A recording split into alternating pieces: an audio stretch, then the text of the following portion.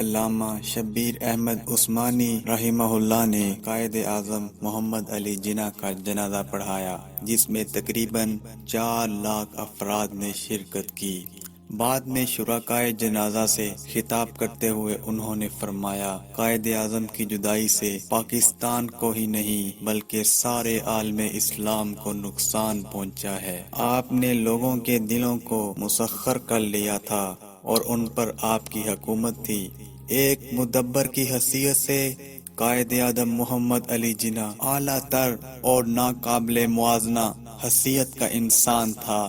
آپ کو دنیا کا کوئی بھی انسان خرید نہیں سکتا تھا۔ کوئی بھی انسان آپ کو کسی قانونی یا آئینی مسئلہ پر بے وقوف نہیں بنا سکتا تھا۔ قائد اعظم ایک غریب اور بے علم قوم کا رہنما تھا۔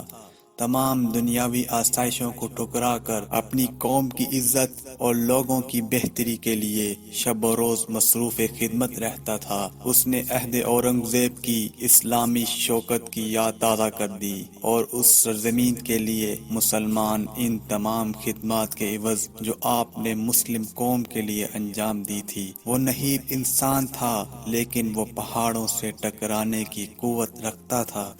اس مرد مجاہد کے استقلال، عزم، ایثار، سیاسی ذہانت اور تدبر نے خدا کے فضل و کرم سے ایک ناممکن امر کو ممکن بنا دیا تھا۔ پاکستان بنا تو انہوں نے مجھے فرمایا، مولانا، پاکستان صحیح معنوں میں ایک اسلامی جمہوریہ ملک ہوگا جس میں ہر شخص کو ابھرنے اور ترقی کرنے کے مواقع حاصل ہوں گے۔